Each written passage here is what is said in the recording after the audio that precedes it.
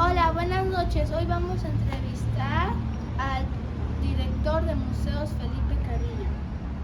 Hola, ¿qué tal? Buenas noches. ¿Me haría el favor de contestarme unas preguntas? Claro que sí, con todo gusto. La primera sería, ¿cuándo se fundó Tulancingo? Bueno, existen varias fundaciones acerca de nuestra ciudad. La primera se llevó a cabo aproximadamente en el año 697 después de Cristo. Un grupo de toltecas venían comandados por 7 capitanes y uno de ellos, llamado Acapitzin, es quien nombró este valle con el nombre de Tolancingo. Tolan significa ciudad, capital o metrópoli, sin, sagrado o venerable, co, lugar de. Por lo tanto, la palabra Tulancingo significa lugar de la sagrada capital o venerable ciudad. Después viene otra siguiente fundación, que es cuando llegan los primeros españoles a Tulancingo. El primer español que llegó a Tulancingo fue en el año 1526 y era Fray Juan de Padilla, que venía acompañado de 3 monjes. Ellos fundaron Tulancingo un 24 de junio de 1528 y le pusieron a este lugar San Juan Bautista Tulancingo, porque como fue fundado el 24 de junio, de acuerdo al calendario católico, pues se venera a San Juan el Bautista, entonces así le pusieron a este lugar. Entonces hay 2 fundaciones, la que hicieron los toltecas en el año 697 después de Cristo y la que hacen después los españoles. Esas son las 2 fechas que tenemos. Gracias. ¿Y también me podría decir sobre la catedral? Bien, así cuando se realiza la fundación de la ciudad, exactamente Fray Juan de Padilla lo que hace es colocar una cruz de piedra que se llama la cruz atrial, que se colocaba a la entrada de los conventos que iban a levantar. Entonces, a partir del 24 de junio de 1528 comienza a construirse la manzana, toda la manzana donde se encuentra la catedral, pero no era catedral, era una iglesia muy pequeñita llamada el Sagrario, junto con lo que es el convento de San Juan Bautista, que todavía existe, donde son las oficinas de la catedral, y otra capillita que se llamaba la Tercera Orden de San Francisco, que se encontraba a la entrada de la Fayuca. Entonces, como Tulancingo fue creciendo a través de los años, pues aquella primera iglesia que hicieron los franciscanos en 1528, pues resultó pequeñita, insuficiente. Por tal motivo, el 3 de diciembre de 1785, el alcalde de Tulancingo, Francisco Antonio del Llano y Sierra, pide a la Real Academia de San Carlos que envíe un arquitecto para hacer la ampliación de aquella pequeña iglesia llamada el Sagrario. Y entonces quien viene fue el ilustre arquitecto veracruzano José Damián Ortiz de Castro. Pero como no había dinero para hacer una catedral desde los cimientos, pues decide construir sobre los muros de la antigua iglesia del Sagrario, y lo que hizo fue hacer más altos los muros y agregar una fachada estilo neoclásico. Es la primera iglesia neoclásica del país. Ahora, ¿por qué se llama estilo arquitectónico neoclásico? Porque si le quitan los campanarios, las torres donde están las campanas, pues parece una casita como de griegos o de romanos. Esa es arquitectura clásica. Y lo que hace el arquitecto José Damián Ortiz de Castro es hacer a un lado la arquitectura barroca, que tiene muchos adornos. O sea, lo barroco es que tiene muchos muñequitos, muchas flores, muchos adornos, y entonces hacerla más sencilla la arquitectura, pero a su vez más elegante. Por eso Tulancingo tiene la primera iglesia neoclásica del país, la cual inició su construcción en 1789, se inauguró de forma provisional el 7 de junio de 1807 y se concluyó hasta 1866, cuando se termina la Torre Sur, que va del lado de la escuela Miguel Hidalgo. La catedral tiene una altura de 56,5 metros de altura. En su época costó 80,000 pesos, en la época de más o menos virreinal, y en el año 1862 nos dan el título de diócesis. Para la Iglesia Católica, nuestro país no se divide en estados y en municipios, se divide en arquidiócesis, que son estados, y en municipios, que son diócesis. Al principio éramos una especie de municipio para la Iglesia Católica y nos dan el título de diócesis, ¿Por qué nuestra catedral tiene ese nombre? ¿Por qué las demás iglesias no pueden ser catedral? Porque en el altar principal existe un trono como de un rey, un asiento como de oro. Ese asiento se llama cátedra. Solamente la iglesia de Tulancingo es la sede de esa cátedra. Por eso nuestra iglesia se llama catedral y somos la capital religiosa del estado de Hidalgo. Así como tenemos una capital política y administrativa que es Pachuca, pues para el mundo católico no es Pachuca la capital, Tulancingo es la capital. Y en el 2007 el Papa Benedicto XVI nos eleva a rango de arquidiócesis. Dejamos de ser municipio para ellos, nos convertimos en un estado, y el cual gobierna todo el estado de Hidalgo, norte de Puebla y norte de Veracruz, para que vean qué tan grande es el poder que tiene nuestra iglesia. Y es cierto que nuestra como iglesia, pues la de catedral, es más grande que la de Pachuca. Sí, en todo el estado de Hidalgo, norte de Puebla y norte de Veracruz, estamos hablando que en el norte de Puebla gobernamos Zacatlán, Villa Juárez, Chinahuapan, Necaxa, Joney, Pahuatlán. Del lado de Veracruz gobernamos Guayacocotla, Zacualpan. O sea, es muy grande el territorio, y en todo ese territorio no hay una iglesia tan grande como la de Tulancingo. Por eso es la catedral, aunque Tula tiene su catedral y también Huejutla. En el momento en que nos convertimos en arquidiócesis, pues ya gobernamos la diócesis de Tula y la de Huejutla. O sea, ya es una sola arquidiócesis, es la más grande. Gracias. Te toca, Alexia. Pues, ¿me podría comentar sobre alguna historia sobre el ferrocarril? ¿Cuándo se fundó? Claro que sí. El ferrocarril del estado de Hidalgo fue creado por un hombre que algunos dicen que nació en Tulancingo, otros que nació en Pachuca. De acuerdo a la fe de bautizo, pues nació en Pachuca. Don Gabriel Mancera García de San Vicente fue el primer mexicano en comprarse su propio ferrocarril. El ferrocarril lo trajeron los ingleses hace 150 años. Se inaugura lo que es la primera línea del ferrocarril, que era para unir a la Ciudad de México con el puerto principal de nuestro país, que es Veracruz. Entonces, hace 150 años, un 1 de enero de 1873, el presidente Sebastián Lerdo de Tejada inaugura esa línea. Pero los derechos de los ferrocarriles, los propietarios, los dueños, eran los ingleses, porque ellos son los que inventan la locomotora de vapor para unir a la ciudad de Manchester, que tenía muchas fábricas, y para sacar sus productos al mundo, pues crean un tren para enlazar a Manchester con la ciudad de Liverpool. Liverpool es un puerto marítimo y por ahí salían los barcos y sacaban los productos ingleses. México le copió a los ingleses ese sistema. La ciudad más industrial en la época de Sebastián Lerdo de Tejada pues era México, Ciudad de México, y entonces para sacar el producto lo hicieron por Veracruz. Pero Hidalgo era un estado que producía mucha plata, pulque, había mucho ganado. Tulancingo era la primera cuenca lechera la primera cuenca lechera del estado de Hidalgo, la segunda a nivel nacional, segundo productor de pulque después de Apan. Éramos el mayor productor de hortalizas del estado de Hidalgo, éramos boca de sierra, gobernamos muchas regiones. Entonces era necesario que el tren se conectara al estado de Hidalgo con la línea México-Veracruz. Por tal motivo, lo que hicieron los hombres poderosos del estado de Hidalgo, convencer a los ingleses que el tren rozara un poquito del estado de Hidalgo, y entonces el tren pasa por los llanos de Apan para poder exportar el pulque a otras regiones.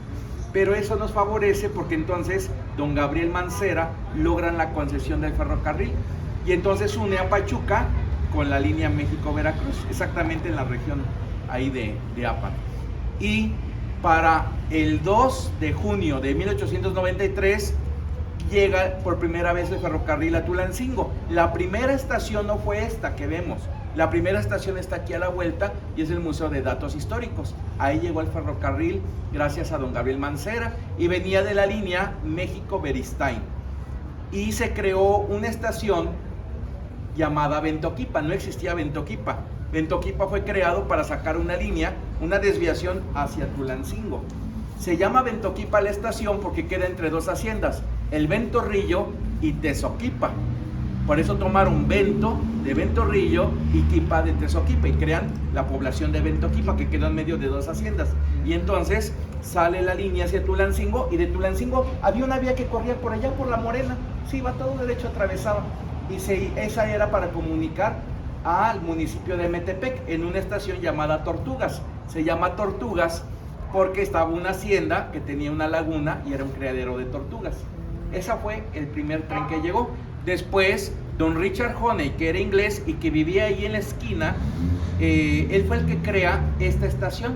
Dice, este era ferrocarril de la compañía limitada Pachuca, Zacualtipán, Tampico, y la de Gabriel Mancera, ferrocarril de Hidalgo del Nordeste. Entonces, el tren de Richard Honey lo traían desde Pachuca, lo bajaban aquí por la autopista, por el Nuevo Libramiento, bajaba por Jaltepec, Acatlán, seguía por Santa Rosa y seguía a Apulco. La idea de Richard Honey era subir el tren de Apulco, subirlo a Zacualtipán, Huejutla y bajarlo a Tampico. Y el tren de Gabriel Mancera era México, Beristain, y bajarlo por Huauchinango, Necaxa, Villa Juárez y sacarlo hasta Tuxpan. Pero estalla la Revolución Mexicana en 1910 y se frenan los dos proyectos. El tren de Richard Honey solamente llegó hasta Apulco y el tren de Gabriel Mancera llegó hasta Beristain. Entonces, don Richard Honey tenía una empresa hidroeléctrica en un pueblito de Puebla llamado La Trinidad. Y entonces le dicen a don Richard, pues, ¿por qué no sacas el tren desde Jaltepec? Hay un lugar, una parada que se llama el 4. Pues se llama el 4 porque es kilómetro 4 del ferrocarril, porque eso, existe un lugarcito ahí, el 4. Entonces, de ahí del 4 sacan un tren desde allá y lo pasan aquí, conforme va la carretera hacia Jaltepec. Así venía el trenecito. Llega a Tulancingo y entonces el tren sigue hasta la Trinidad, Puebla. Pero como la gente quedó agradecida en la Trinidad, en su honor le ponen Honey Puebla, en honor a don Richard, que fue el hombre que llevó el tren hacia allá.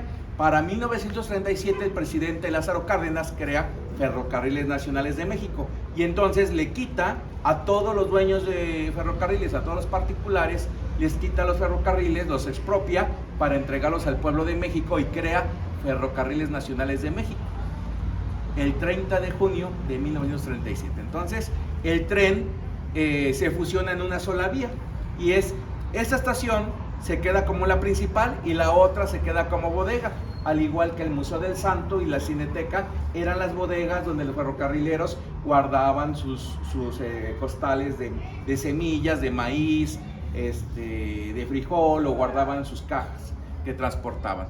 Entonces esta fue la principal estación en el tiempo de Lázaro Cárdenas. Antiguamente el tren se estacionaba atrás, después cuando se fusionan las empresas en ferrocarriles, el tren se estacionaba aquí. Entonces, ¿para qué servía esta estación? Pues para comunicar a Tulancingo hacia Ventoquipa. En Ventoquipa pasaba el tren ya sea hacia Beristain o hacia México, y hacia el norte nos íbamos hacia Honey y hacia Apulco. Para eso sirvió. El tren dejó de circular en este lugar el 9 de septiembre de 1997, porque un presidente de la República pues vende toda la infraestructura, lo que son las vías, lo que son los vagones a Estados Unidos. Y ya, se acabó la historia. También porque pues el tren se empezó a descuidar, los trabajadores ya no limpiaban los trenes, ya estaban sucios, el tren se hizo lento, y luego empezaron a inventar muchas colectivas, y entonces la gente que ya no, que los dejaba el tren, porque el tren solamente pasaba una vez, y el tren los dejaba a ustedes, el tren pasaba aquí a las 11 de la mañana para ir a Honey, y el tren regresaba después a las 3 de la tarde para ir a Apulco, pasaba aquí a las 2 de la tarde para ir a Ventoquipa. Entonces si los dejaba el tren, pues ya no se podían ir, y entonces cuando inventan las colectivas, pues las colectivas salían cada hora, por eso la gente dejó de usar el tren y se iban en colectiva, y entonces por eso el tren pues ya no hubo ingresos, y entonces el tren pues también se vino abajo por eso. Es muy importante la historia del ferrocarril aquí para los mexicanos, tanto para los mexicanos. Mi compañera Sara le iba a preguntar.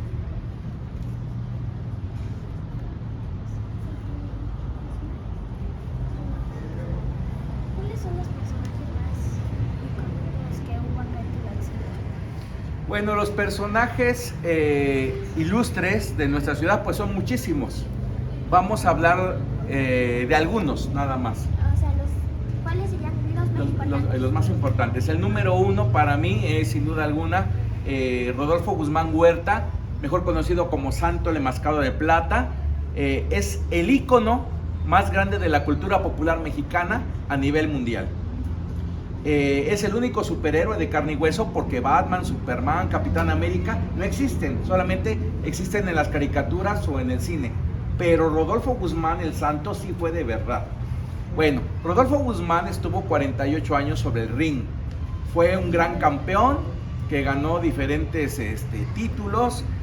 Ganó 20 máscaras, 30 cabelleras, 16 veces fue campeón nacional e internacional. Inventaron una historieta donde le pusieron como apodo el Enmascarado de Plata, y la revista llegó a vender 1.650.000 ejemplares. Y entonces el Santo se enfrentaba a momias, vampiros, extraterrestres, brujas, científicos locos en esa historieta, lanzada el miércoles 3 de septiembre de 1952. Y entonces, gracias al éxito comercial de esa historieta, donde el Santo se enfrentaba a todos los malos, apareció en su vida un señor llamado Don Fernando Cés, y lo convierte en actor, haciendo 52 películas. La más importante de las películas se llama Santo contra Mujeres Vampiro, la cual abre las puertas del cine mexicano en Europa, Asia, Medio Oriente y toda América. Pues ese señor fue el Santo, quien era torero, cantante, beisbolista, empresario, domador de elefantes de circo Ataide. Era un hombre maravilloso.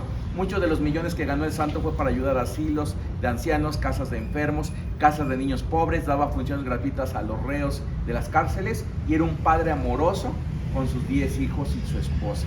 Entonces, pues ese es para mí uno de los más grandes tulancinguenses. Tenemos otro genio, que era Don Gabriel Vargas Bernal, creador de la célebre historieta La Familia Burrón.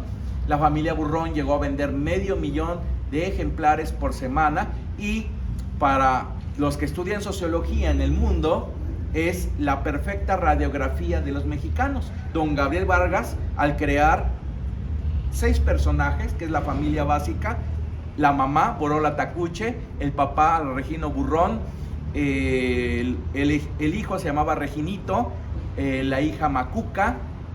Adoptaron un bebecito llamado Foforito, y tenían como mascota un perrito llamado Wilson.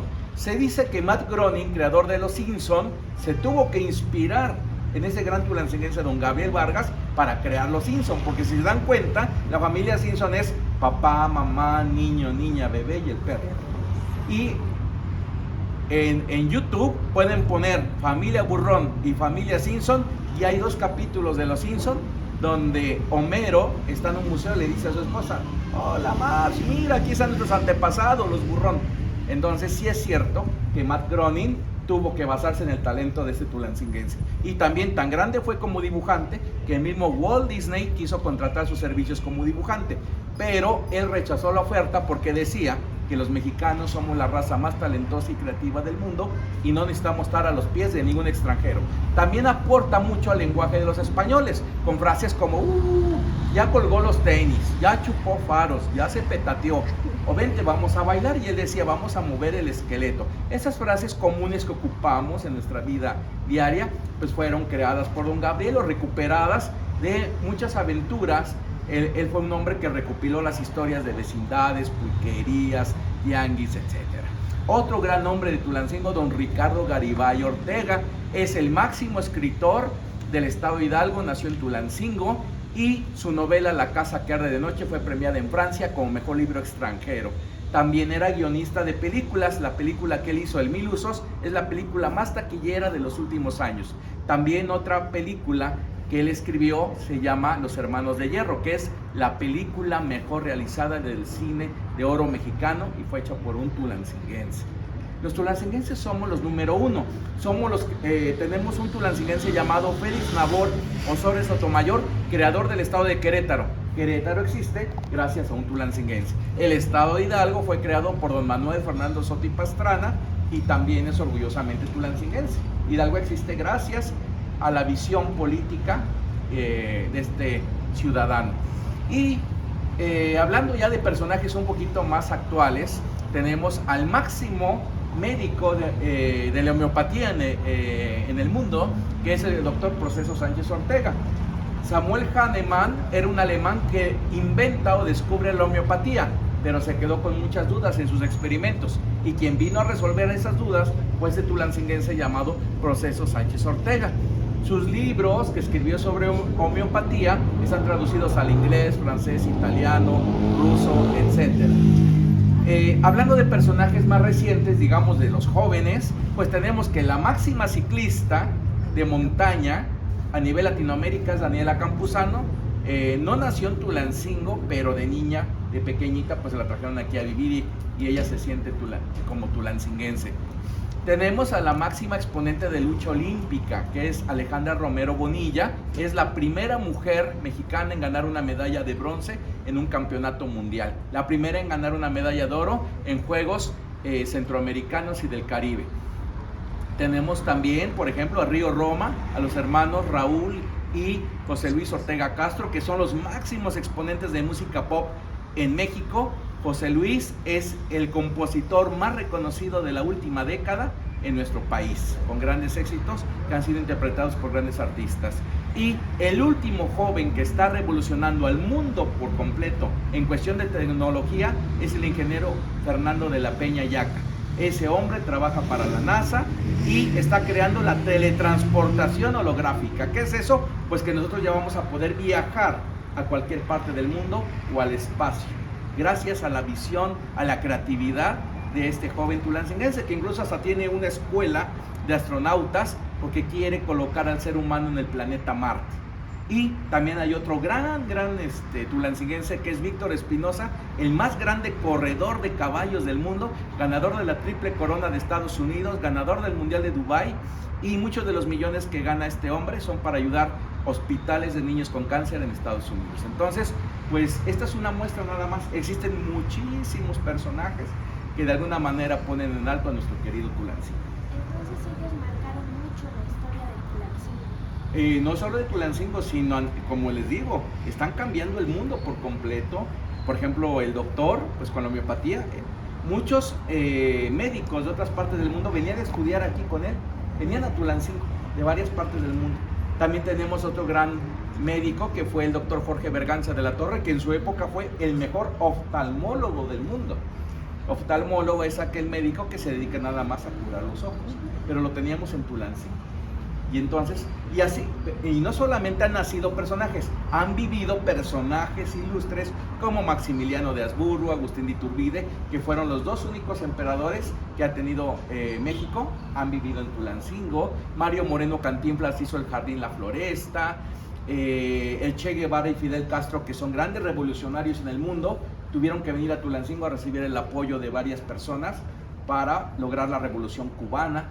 Entonces, pues Tulancingo siempre ha sido un lugar donde han nacido grandes personajes, hombres y mujeres, pero también un lugar donde han sucedido muchas cosas. Por ejemplo, ¿sabían ustedes que en Tulancingo se le puso Guadalupe a la Virgen?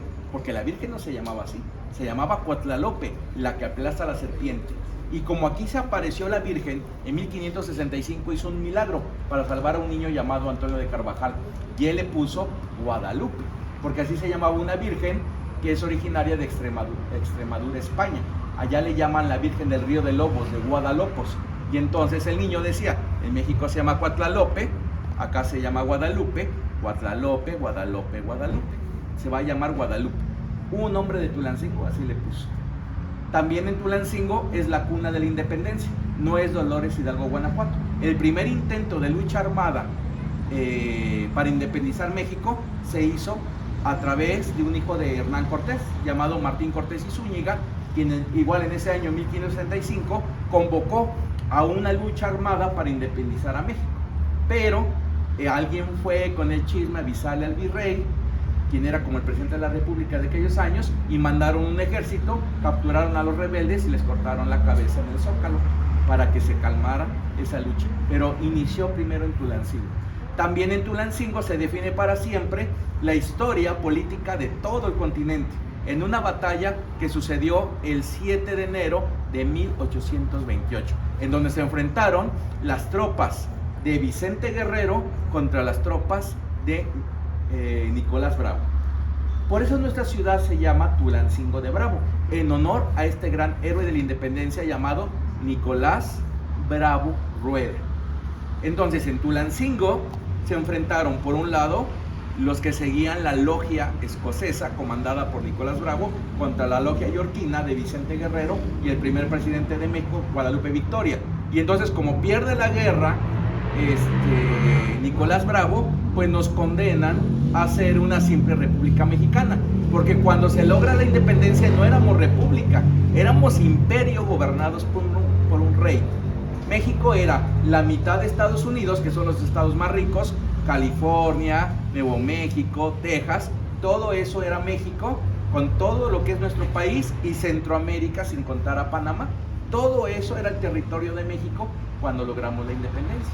Pero por esa batalla que sucedió en Tulancingo, pues nos quitaron territorios y pues quedamos como una república. Entonces, en Tulancingo han sucedido muchísimas cosas en la época, desde la época prehistórica. Aquí en Tulancingo corrían los caballos hace 20,000 años.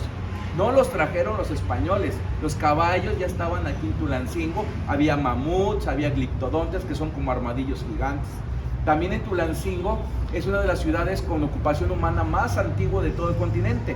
Los restos humanos más antiguos datan de 14,000 años en lo que se refiere a la zona arqueológica de Huapalcalco. Y Huapalcalco es el único lugar, o más bien el valle de Tulancingo, donde existe el yacimiento de obsidiana más grande del mundo. Por eso en Tulancingo han vivido olmecas, zapotecas, tenemos también presencia totihuacana, tolteca, mexica, totonaca. Han vivido todas las culturas, y aparte porque tenemos un clima maravilloso, y Tulancingo está también situado geográficamente que en 1968, cuando hacen las Olimpiadas de nuestro país, los japoneses eligieron a Tulancingo porque es la ciudad mejor ubicada del continente hacia el universo, para poder transmitir al mundo entero las primeras Olimpiadas a colores en la televisión, pero se hicieron en Tulancingo. Y así yo les puedo contar muchas cosas de que de Tulancingo han salido muchas cosas que han influido en la historia de nuestro país y del mundo. Entonces Tulancingo es un lugar muy importante para todos. Sí, así es. ¿Y qué me puede contar sobre la flora y fauna? La flora y fauna. Bueno, antiguamente Tulancingo pues era una laguna enorme y tenía muchos manantiales alrededor, porque todo era una zona boscosa. Habían venados, habían toda clase de aves, animales acuáticos, peces, tortugas, ranas. Tulancingo tenía también, por ejemplo, conejos que eran silvestres. Cuando llegan los españoles, ellos nos traen lo que son los caballos, las vacas, los puercos, los borregos, otro tipo de aves que se domestican. Entonces, lo que pasó en Tulancingo es que se volvió el máximo productor de leche durante un tiempo. En Tulancingo llegó a haber una cantidad muy grande de lo que fueron las vacas. Hablando de eso, pues esa es como los principales animales, y todavía hay ranchos que viven de eso, de la producción de la leche. Y la lana de Tulancingo, el borrego que se producía en Tulancingo, la lana era de la mejor calidad en el mundo. Por eso llegamos a ser la primera potencia textil lanera. Cuando llega el ferrocarril, los grandes industriales que fundan las fábricas para competir contra Europa y Estados Unidos, pues traen máquinas. A través del ferrocarril nos llegan máquinas de Europa procedentes de Alemania, Bélgica, Holanda e Inglaterra. Por eso cuando los casimires se exportan al mundo, pues son los mejores casimires. Y gracias también a que en Tulancingo había un borrego de buena calidad. Entonces esa lana, junto con la calidad de las maquinarias, pues hicieron los mejores textiles del mundo.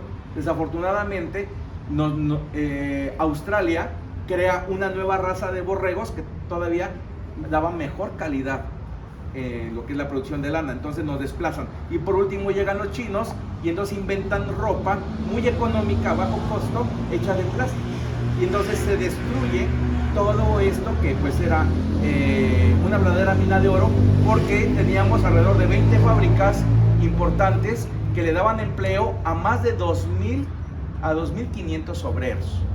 Entonces, y hablando de lo que es la flora, pues Tulancingo se destaca por lo que son los nopales, lo que son mucho lo que es el maguey, porque fuimos, después de Apan, el segundo productor de pulque a nivel nacional.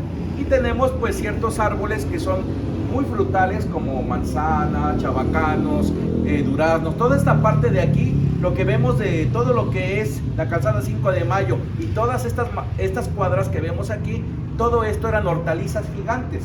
Y en las hortalizas, de este lado, eran puros árboles de manzanas, ciruelos, capulines, y de la Y hacia el Panteón había otra calzada llena de árboles, y en un lugar llamado El Paraíso, la colonia del Paraíso, ahí se sembraban lechugas, rábanos, cilantros, o sea, toda la producción de lo que son hortalizas. O sea, Tulancingo es una tierra muy fértil, y por supuesto desde la época prehispánica, después del Valle de Tehuacán, Puebla, donde se domestica el maíz, es en Tulancingo.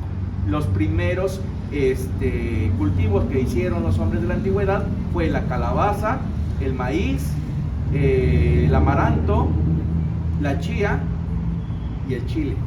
Y con eso, y el frijol por supuesto, y con eso pues fue su base, más la comida que extraían de la laguna, que eran peces, eran diferentes especies acuáticas.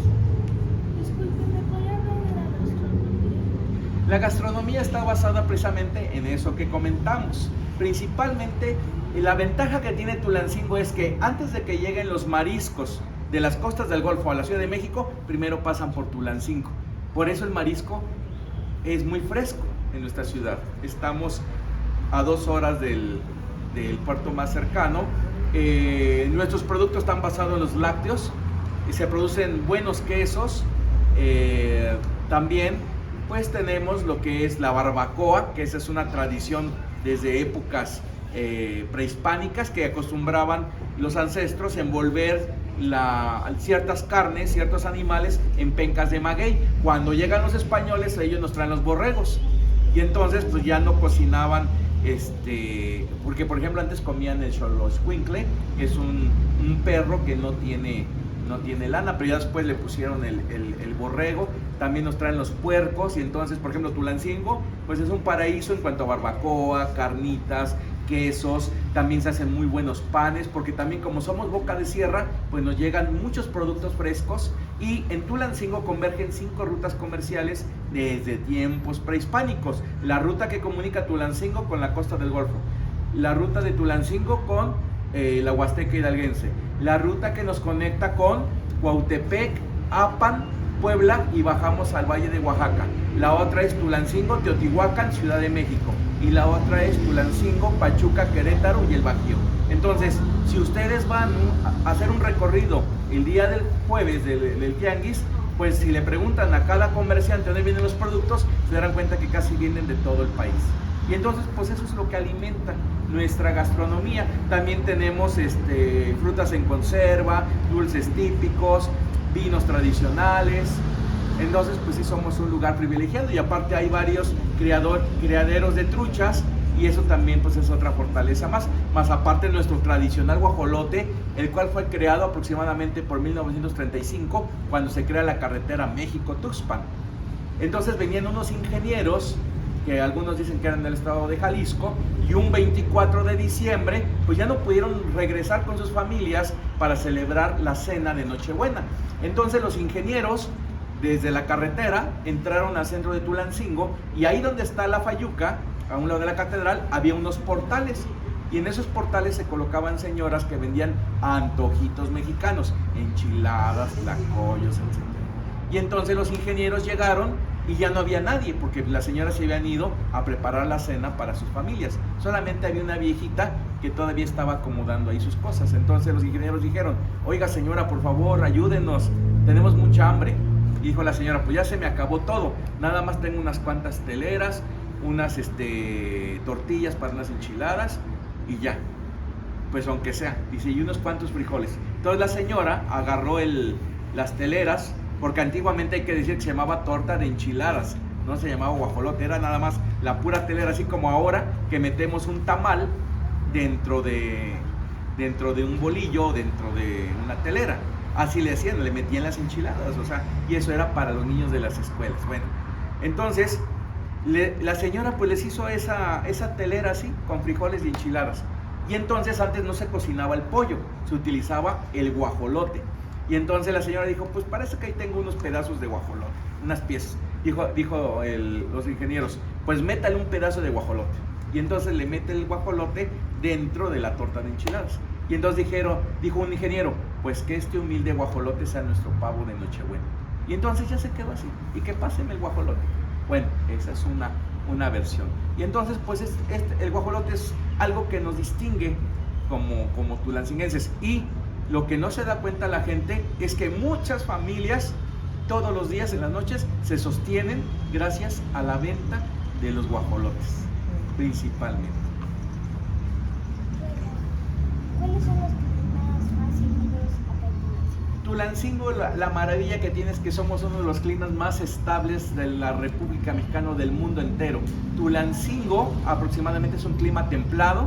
Estamos aproximadamente entre 15 a 23, 24 grados.